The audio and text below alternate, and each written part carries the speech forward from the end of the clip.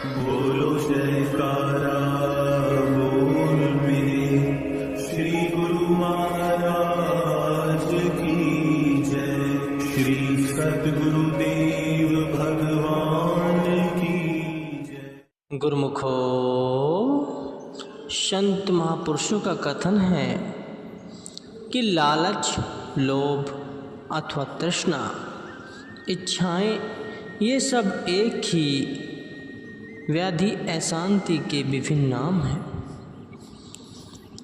यह विधि बहुत बुरी बला है। इसका पेट कभी भर नहीं सकता, सदा अतृप्त ही रहता है। भली प्रकार विचार करो कि क्या कभी तृष्णावंत को भी तृप्ति मिली है? कदापि नहीं। जबकि सिकंदर जैसे वैभवशाली सम्राट की तृष्णा अतृप्त रही, तो फिर जन साधारण की तृष्णा कहाँ शांत हो सकती है? तेल कभी अग्नि को शांत नहीं कर सकता, अपितु वह तो अग्निशिखा को प्रचंडतर अधिक तेज करने वाला, भड़काने वाला है। यदि अग्नि को शांत करना हो तो उस पर मिट्टी अथवा जल डालने से वेग कम हो सकेगा। इसी प्रकार वासनाओं अथवा तृष्णा की पूर्ति का यत्न ही तृष्णा की ज्वाला को अधिक भड़काने के लिए तेल का काम करता है। प्रतिपल इच्छाओं को बढ़ाते रहने से उनकी तृप्ति कभी नहीं होती। हाँ, वासनाओं को दबाने से तथा उन्हें बढ़ने व फैलने न देने से उनके वेग को मंद किया जा सकता है। इसी प्रकार जैसे जैसे उनके प्रचंड वेग को मदंतर बनाते रहने से उन्हें बिल्कुल नष्ट किया जा सकता है, इसमें संदेह नहीं कि प्रत्येक मानव प्राणी सुख शांति का अभिलाषी है, तृष्णा की ज्वाला से दुखी है और सुख शांति की प्राप्ति के लिए दिन रात प्रयत्नशील भी रहता है। इसके साथ वह यह भी नहीं जानता कि आनंद तथा शांति भीतर है, परंतु कर्म इस प्रकार के करता है जो सुख शांति को प्राप्त करने में बाधक है, अर्थात इच्छाओं की बढ़ोतरी में लगा हुआ है। इसलिए इन्हें पाने से वंचित रह जाता है। अपने विचार और बुद्धि अनुसार सुख की खोज करने का परिणाम विपरीत निकलता है कि सुखी होने के बदले पहले से भी अधिक दुखी, अशांत और परेशान होता जा रहा है। यह परिणाम इसलिए निकलता है कि उसके खोजने का ढंग सही नहीं है।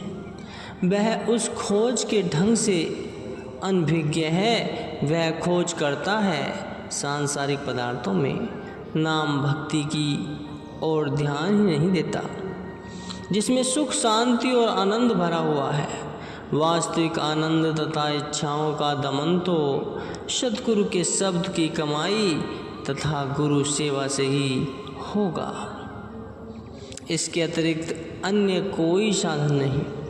अतएव इस सुख को प्राप्त करने का यत्न करना ही मनुष्य का कर्तव्य है।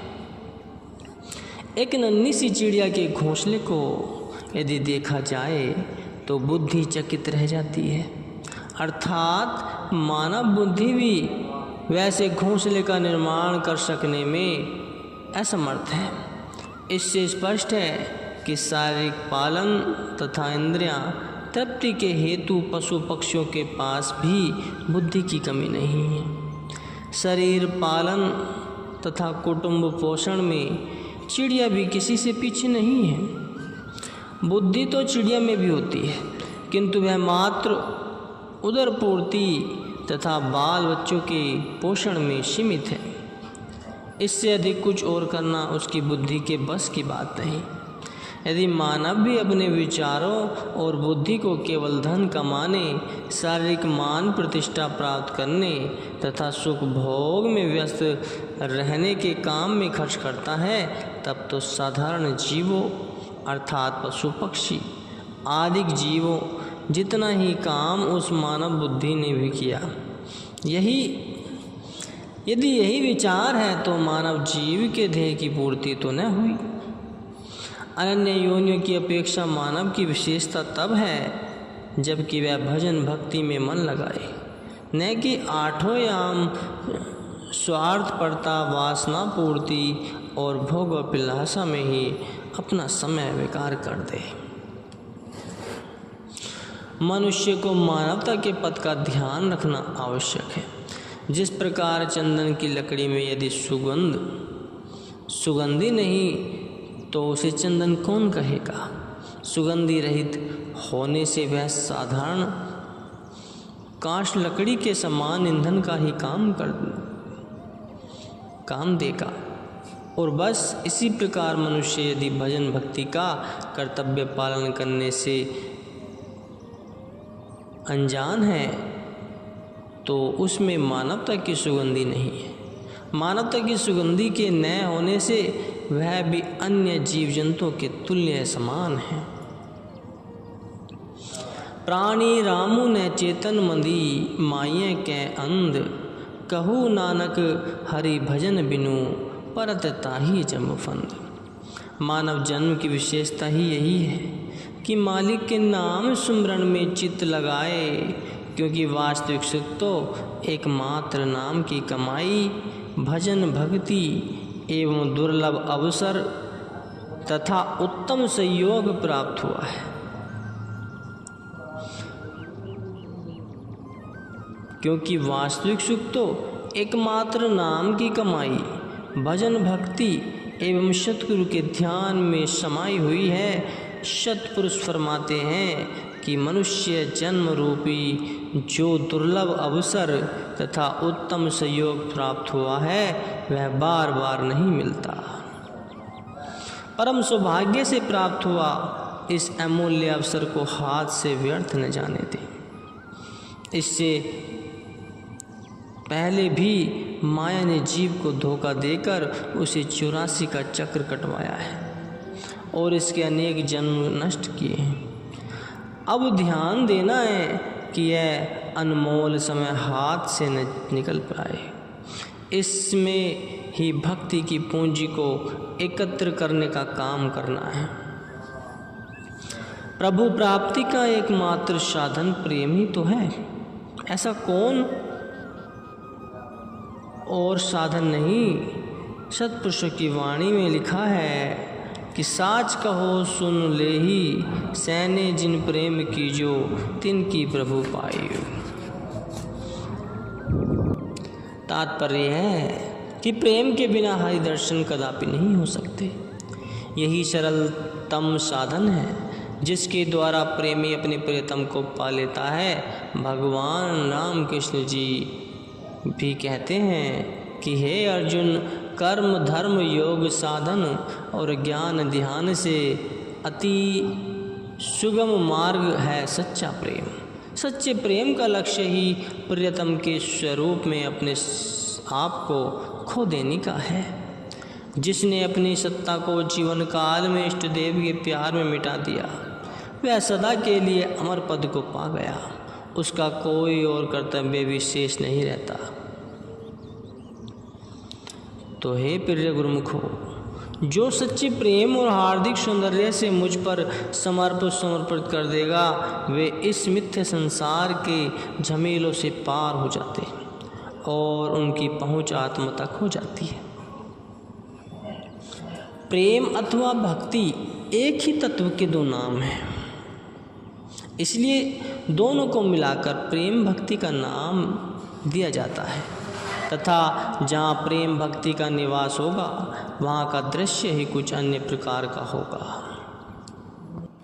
श्री रामचरितमानस के उत्तरकांड में गरुण जी के प्रति काकभूषणी जी उपदेश करते हुए कहते हैं कि हे गरुण जी, जिसके हृदय में मालिक की भक्ति रूपी चिंतामणि बस जाती है वह हृदय रात दिन परम प्रकाश रूप दिव्य आलोक से परिपूर्ण हुआ रहता है। यह ऐसे दीपक का प्रकाश है जो घी और बत्ती का मोहताज नहीं है। चिंतामणि का यह गुण है कि उसमें से दिव्य प्रकाश की किरणें स्वतः ही हर क्षण फूटती रहती। इसी प्रकार मालिक के चरणों में जिसका प्रेम है उसका चिन्ह क्या है? यही कि उसके हृदय में दिन रात प्रेम भक्ति का प्रकाश व्याप्त रहता है। माया मोह का अंधकार उसके निकट तक नहीं फटक सकता। जहाँ चिंतामणि हो वहाँ मोह रूपी दरिद्रता का क्या काम? फिर इस प्रेम भक्ति रूपी प्रकाश को लोभ की वायु चाहे कितनी ही प्रबल हो नहीं बुझा सकती, क्योंकि चिंतामणि का आलोक वायु के कारण मंद नहीं पड़ सकता। अविद्या अर्थात अज्ञान का प्रबल अंधकार इस ज्योति से स्वतः नष्ट हो जाता है तथा मन के जितने भी विकार हैं वे पतंगों के समान इस प्रकाश पुंज द्वारा जलकर भस्मसात हो जाते हैं। प्रेम भक्ति की यही पहचान है कि माया मोह का अंधकार चित्त में न रहने पाए। जब तक माया का अंधकार चित्त से दूर नहीं होता वहाँ भक्ति कहाँ है? भक्ति रूपी चिंतामणि को तो जब हृदय में बसा लिया जाता है तब अज्ञान का अंधकार और मन के विकार आदि जीव को कदापि नहीं सता सकते। जब तक हृदय में प्रेम भक्ति रूपी अग्नि प्रज्वलित न हो संचित कर्मों का विनाश कैसे हो? तभी तक संचित कर्मों के संस्कार तथा मन के विकार आदि मनुष्य को क्लेश पहुंचाते रहते हैं। जब तक कि प्रेम भक्ति की अग्नि हृदय में प्रचंड नहीं होती, भाव यह है कि प्रेम का साधन सभी साधनों से उत्तम है। इसके द्वारा साधक का काम अति शीघ्र तथा नितांत सरलता पूर्वक बन जाता है। प्रेम मार्ग को विहंगम मार्ग कहा जाता है, अर्थात यह पक्षी की भांति उड़ान का मार्ग है। प्रेम की अपेक्षा अनन्य कर्म धर्म सब पिपीली का मार्ग है, जिसे बड़ी लंबी यात्रा करनी है। वह यदि चिऊटी चाल से चले तो कब तक अपने लक्ष्य स्थान को प्राप्त करेगा, और यदि पक्षी की गति से उड़े तो कितनी देर लगेगी, इसका अनुमान कर सकना बहुत कठिन है। जीवात्मा भी जन्म जन्मांतरों से अपने मालिक से दूर पड़ा हुआ है। इसके सम्मुख भी बड़ी लंबी यात्रा है। इसलिए जब तक मालिक के चरणों में प्रेम न हो भक्ति मार्ग में सफलता की आशा नहीं की जा सकती। प्रेम के बिना लक्ष्य की प्राप्ति कठिन है। समय परमात्मा की अति मूल्यवान धरोहर के रूप में मनुष्य को प्राप्त हुआ है। महापुरुषों का कहना है कि समय का एक क्षण व्यर्थ गंवाना भी मानो परमात्मा की धरोहर का दुरुपयोग करना है। कोई व्यक्ति किसी को कोई पदार्थ रखने के लिए दे दे तो उसे धरोहर कहते हैं, तथा जब वह वस्तु उसे वापस न करके नष्ट भ्रष्ट कर दी जाए तो उसे धरोहर का दुरुपयोग कहते हैं। और ऐसा करना सामाजिक अपराध है। इसी प्रकार समय को नष्ट करना भी परमात्मा की धरोहर का दुरुपयोग करने का महान अपराध है। अतएव समय को कभी व्यर्थ न जाने देना चाहिए। खोए हुए धन को पुनः प्राप्त किया जा सकता है। भूली हुई विद्या को परिश्रम द्वारा पुनः प्राप्त किया जा सकता है। बिगड़े हुए स्वास्थ्य को उचित औषधि दवाई के सेवन द्वारा सुधारा जाना संभव है, परंतु बीते हुए समय को किसी भी साधन अथवा उपाय द्वारा लौटा सकना संभव नहीं है। समय के लघुतम क्षण हीरे मोतियों के समान है। इन्हें बेकारी के खंडहरों में नष्ट मत करना।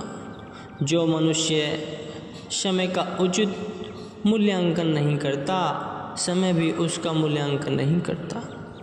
हमारे जीवन का प्रत्येक दिन एक प्रिय अतिथि है जो प्रकृति की ओर से हमारे लिए सौभाग्य के नए उपहार साथ लाता है और हमें भेंट करता है। यदि अपने घर में उसका स्वागत सत्कार न किया जाए तो वह निराश होकर लौट जाता है और फिर कभी भी लौट कर नहीं आता। इसी प्रकार समय भी जीवन का ताना बाना है और इसके अति कोमल नन्हे नन्हे तारों अथवा क्षणों से ही जीवन की विस्तृत चादर बुनी जाती है। यदि इस ताने बाने को बाल्यकाल अथवा युवावस्था की अनियमितताओं द्वारा तोड़ दिया जाता है तो यह बहुत बड़ी हानि होगी, क्योंकि यह ताना बाना फिर कभी नहीं ताना जा सकता। अतः जो काम इस दुर्लभ समय में आज करना है उसे कल पर कदापि न डाला जाए, अभी इसी क्षण पूरा कर दिया जाए, अर्थात इसी समय में भजन अभ्यास कर लिया जाए और भजन अभ्यास में आलस्य अथवा प्रमाद न किया जाए। समय को शब्द तथा नाम की कमाई में लगाना ही बुद्धिमानी और चतुराई का रहस्य है गुरुमुखो।